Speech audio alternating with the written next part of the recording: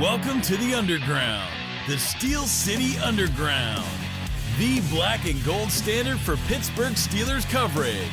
Now, here's your host, Joe Kuzma.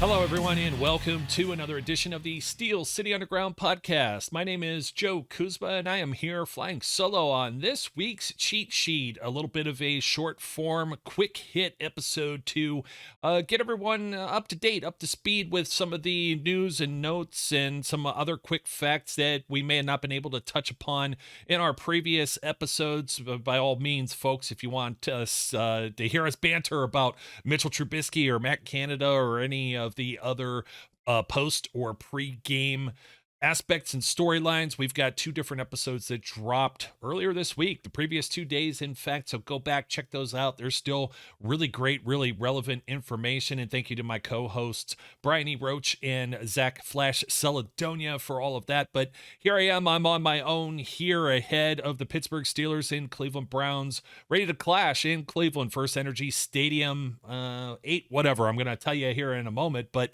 Thursday Night Football, and I'll tell you everywhere that you can catch up and watch the upcoming game because Amazon Prime, it's a big thing, right? I've almost said NFL Network, so I'm choking on my words, but there's a little bit of something else to cover before we get into those details. A little bit of an extra layer to this game now. Reporting this morning, Adam Schefter, Joe Haden, formerly of the Pittsburgh Steelers, and before that, formerly of the Cleveland Browns. And as you can tell, I already have my Joe Haden jersey on for this special edition of the show, of the cheat sheet. But this just dropped. Drew Rosenhaus confirming that his client, Joe Haden's agent, Drew Rosenhaus, I should say, confirming Joe Haden is retiring from the NFL. He's signing a one-day contract to retire as a Cleveland Brown. Some interesting stuff there, but obviously, you know, I got a lot of fun over the years of wearing this Joe Haden jersey and kind of needling some of the Cleveland Browns fans just based on Joe jumping ship to basically the enemy within the AFC North. So hats off to you, Joe Haden, regardless of how you're retiring. One-day contract, pretty classy for the Browns, even though they had let him go. He's the one that got away, right? Very long, kind of decorated career for Joe Haden, playing 12 seasons in the National Football League, 7 of those with the Cleveland Browns and 5 of those with the Pittsburgh Steelers. He had 81 starts in Cleveland and 67 in Pittsburgh, and 33 years of age. Some people were talking, wow, why Joe? Like, couldn't somebody use him and couldn't he still play? And I think he was still trying to investigate that, but he was getting paid top tier money at one point here. Even last season, I think he made like 15 million, 13 million, somewhere in that ballpark. That's tough. You don't want to come out like somebody would be like, you know, we could use you in a reserve role or for half of the snaps as usual. I don't know if it's necessarily a pride issue, but you think about your value and your self-worth, and having done this for 12 years, getting banged up, missing some time, missing some games, being away from family. There's, you know, father time's undefeated. So, you know, it's very, very, very rough to do this as long as someone as Joe Haden did, especially as a corner, 33 years of age. Not a lot of guys get to say that. Well, 32 as of last season, but you know what I mean. Just officially retiring now, 3-time Pro Bowler. I'd say hats off to you. You know, I don't take the hat off. I got the headphones kind of plugging them into place. So, Joe, congratulations, man, on a really, really special career. We really enjoyed your time here in Pittsburgh as a Pittsburgh Steeler. And you never know, maybe James Harrison, you know, break glass in case of emergency. Wouldn't it be funny if he retires as a Brown and then somehow, some way, some reason, some way, shape, or form, you have Joe Haden return to the Pittsburgh Steelers, maybe mid-season or something like that. You know, hey, never say never, right? Some of the rumors were he was going to go back down to Florida. He changed his number on social media. You know, all these people do this stuff now where they kind of change things. They kind of change things up and they delete things off their social media profile, the Kyler Murrays and whatnot. You know, what can you say? So Joe Haden numbers, just real quick. let's see how many picks. Joe, 29 interceptions in his career, and he also had 2 of those returned as pick sixes. So pretty cool. Just a little quick rundown there. That's how we started the morning. So I guess an extra layer as the Steelers travel out to First Energy Stadium. Let's give you a little bit of a rundown here on the updated injury report. With 2 players on injured reserve, as we noted in the pregame show yesterday, and that would be Jesse James, who just signed with the Cleveland Browns. You remember that name if you're a Pittsburgh Steelers fan. Couple seasons in between there with the Detroit Lions, but he's on injured reserve. Chase Winovich, who was drafted by the New England Patriots and traded to the Browns this offseason. He factors into that mix as one of the extra defensive ends, and they might be a little thin if guys are banged up on the short week here, as we could see. But Devin Bush, full participant in practice Tuesday and Wednesday. Minka showed up on the injury report, just a little limited because of lower leg cramps. I don't believe that that's anything too serious to get worried about or up in your feels about. So the ones that the Cleveland Browns fans are looking at and the Pittsburgh Steelers are looking at on this other side is just how deep can they go on the offensive line, tight ends, defensive ends. Joel Bitonio did not practice the first 2 days. He was limited. He has not been officially ruled out. Only Jadeveon Clowney has, who has not practiced all week with an ankle injury. Harrison Bryant, backup tight end, gets a decent amount of time there with David Njoku, who's just signed that big shiny contract in Cleveland. Harrison Bryant was a do not practice, was a limited practice, and now a full participant. He should be available for this game. Jack Conklin, one of the starting tackles for the Cleveland Browns, looking to make his season debut. He was limited all week with a knee. I think they're going to try and get him out there. Chris Hubbard still shows up on this report, limited with an illness, limited over the past 2 days after not practicing Monday. The Monday practice, too, for the Steelers, by the way, is just they did not practice. And I'm not exactly sure if the Browns was a carryover as well. Usually you're going to get at least that 1 day off. So take that with a grain of salt as we're saying the Monday stuff. That's not maybe official, okay? And then you have Isaiah Thomas, who's another reserve defensive end. And he had a hand injury, but full participant. You also had Myles Garrett show up on this report. It's not showing on the Steelers' side of things. I'm going to see. Maybe I could pull it up on the Cleveland Browns website and maybe get a little bit more details for you. Let me see. No, they actually didn't have him listed here also, but I know he had been dealing with a neck injury. A little banged up. Everybody's kind of going through the paces. It is a short week. Just to give a little recap of our pregame, I should say. The postgame will be right after this, probably Friday afternoon, unless we get real saucy, but we know these Thursday night games could last a little longer, a little later. Just to give you a little bit of a heads up, they're short on the defensive ends, and we also don't anticipate that the Steelers make any type of change to Kenny Pickett on a short week. But go back and listen to all of that, and you can get a little bit of a debrief on Trubisky in Canada, what we think about the offensive line. Let's just say some of the internet hot takes that are out there. Everyone's pandering for clicks. It's just kind of getting silly, a little ridiculous out there. So where can you end up watching this game? Coming up, it's an Amazon Prime game. A lot of people were complaining about Amazon Prime just 1 week ago. So let's hope this crap works, because I'm going to be extremely upset if the feed goes down. I know there's a lot of people who don't understand the whole streaming aspect. The good news is if you are in reach of the main flagship stations in Pittsburgh or Cleveland, you're going to get this game over the air. If you got the antenna, or you happen to get local stations through your cable satellite providers, or let's say YouTube TV, Hulu with live TV, if you happen to get WPXI, which is NBC Channel 11 out of Pittsburgh, you're going to be able to view this game over the air with no extra special subscriptions, Amazon Prime, etc. But for everyone else, you're going to have to go out there and hope you got the smart TV, hope you have that app for Amazon Prime, maybe be able to cast it from your phone, a laptop, an iPad, just some type of smart device or streaming device, Xbox, PlayStation, available on all of these different things.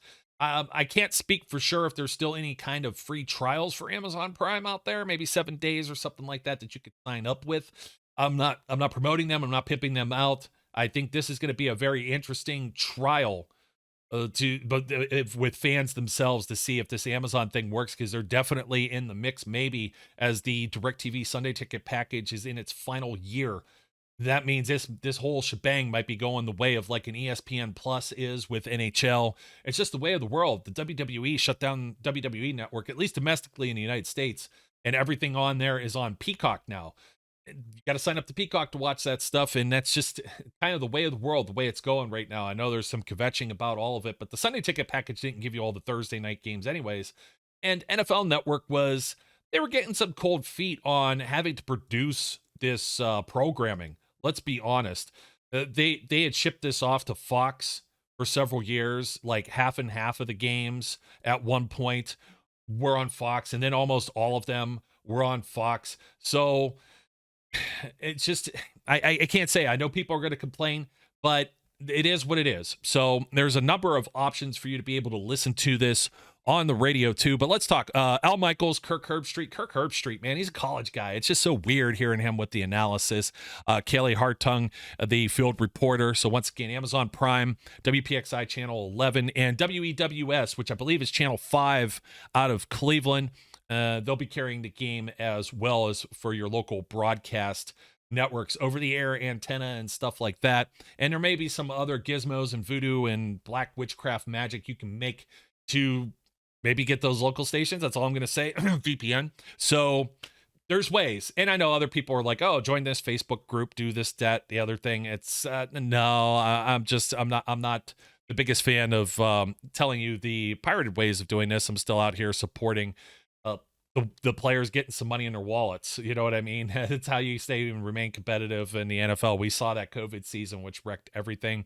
I just wanted to go back over to our sponsor BUSR just real quickly and just update the spread. 4.5 points to the Pittsburgh Steelers. They're underdogs on the road with a plus 180 money line. The over under has not budged at 38.5. I do think that the line changed. It might have changed from yesterday, but you know, it's not quite the steel trap my mind used to be.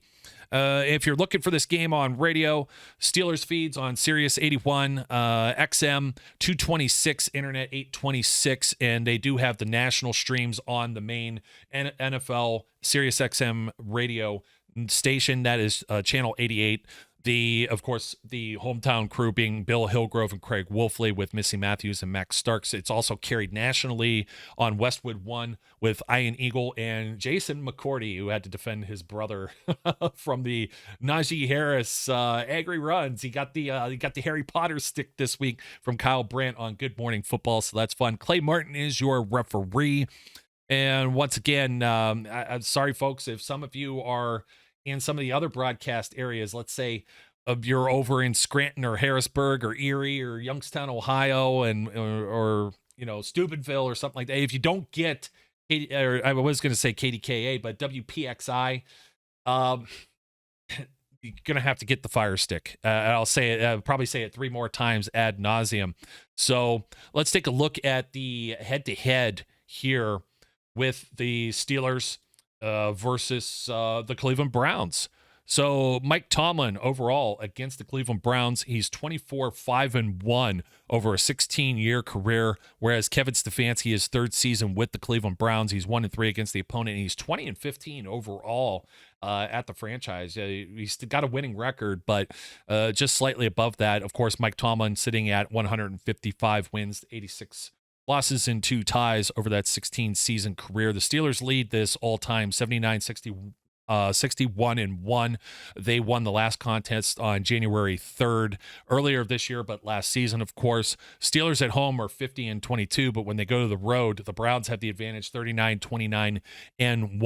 Steelers have won the past 2 games, sweeping the Cleveland Browns over the 2021 season. Game kicks off at 8:15, of course. First Energy Stadium, natural grass surface, yada, yada, yada. We'll see how the Steelers offense ends up doing here, right? I don't want to get into any kind of rants, but over the last 2 weeks, they have only been able to muster 18.5 points. The Cleveland Browns have been able to get 28. So not necessarily in the biggest Last week's kind of stance, right? 255 for the Steelers offensively with yardage and 380 for the Cleveland Browns. That disappointing loss, though, to the New York Jets. For your season, you've got Mitchell Trubisky is 42 of 71 for 362 yards, 2 touchdowns, 1 interception, a 76.2 quarterback rating, whereas Jacoby Brissett is going to be coming into this game 40 of 61 for 376 yards, just slightly better than Mitchell Trubisky. Same stats, 2 touchdowns and 1 interception, but an 86.5 rating by virtue of completing a few more passes. Leading receivers for the teams are Deontay Johnson with 13 receptions and Amari Cooper with 12.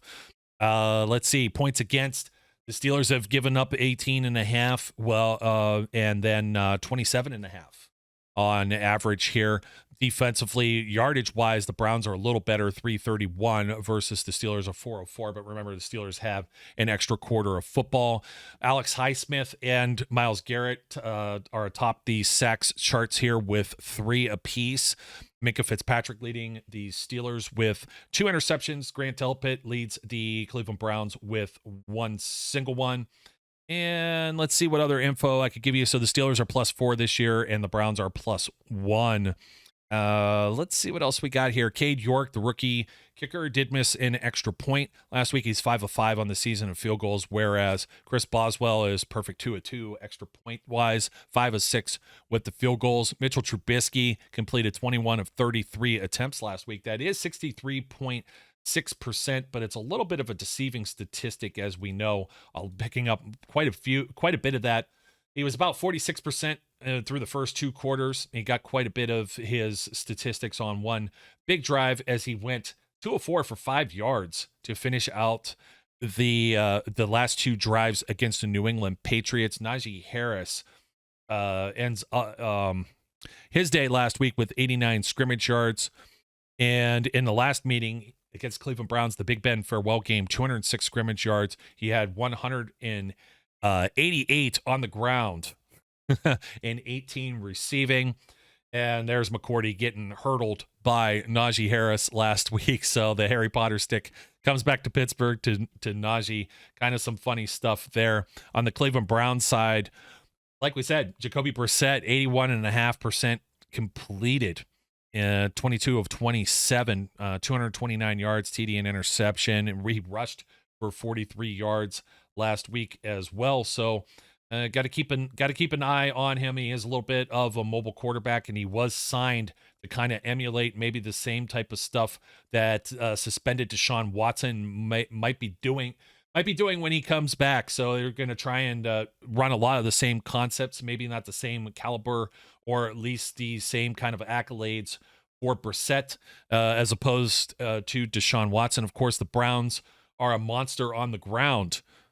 Nick Chubb led the team with 113 scrimmage yards, 87 of those on the ground, and 3 rushing TDs last week. It's his 9th career game with at least 2 or more rushing touchdowns. He's looking for his 3rd game in a row with 100+ scrimmage yards. He has 225, averaging 112.5 per game, and 2 rushing touchdowns in his past 2 games on Thursday Night Football. Kareem Hunt added another 74 yards from scrimmage. He also is pretty stellar on Thursday nights, having accumulated 522 scrimmage yards. Amari Cooper had 9 catches last week as well. On the defensive side, Myles Garrett had a sack last week. He has 61.5 in 70 career games. It's the 3rd most by a player in their first 70 games since 1982. Of course, TJ Watt, who will not be participating in this game, also part of that same category, part of that same group.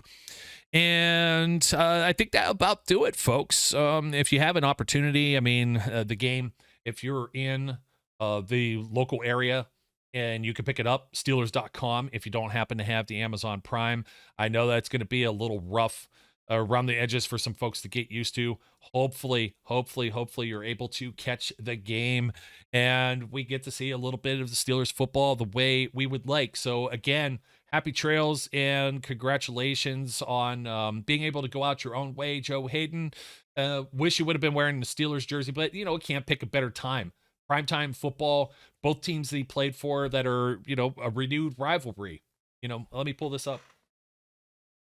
The house divided, Cleveland Browns, Pittsburgh Steelers. It's been going on for a very long time. You could see I got the ticket that's on the upper part of my wall here. Back Forbes, the faux ticket from Forbes Field, and that's from 1959 with the Steelers and Browns. And it just goes back and forth. Half of my family being from Northeast Ohio and living an hour from each of these cities. My family and friends, they're split. They're either Steelers fans or Browns fans. So this is some bragging rights too within the household.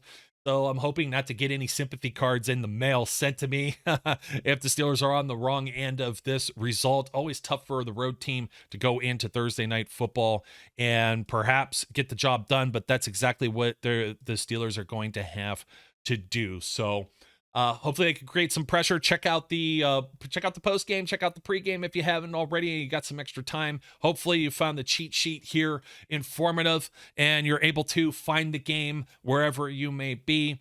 And if not, you'll get to hear a lot from us in the coming days as myself, maybe Brian, maybe Flash, maybe all three of us, we get on the horn and discuss the post game headed into kind of a mini bye. It's a little weird not having football on the weekend. You get this game and then you're going to be thirsting for it. You got to go all the way through like an extra few days. So hopefully the result is in the Steelers' favor. Don't forget to like, comment, subscribe. Thank you for supporting Steel City Underground wherever you may be listening or watching. My name is Joe Kuzma. Until next time, we encourage everyone out there to be safe, be good, and we'll catch you later.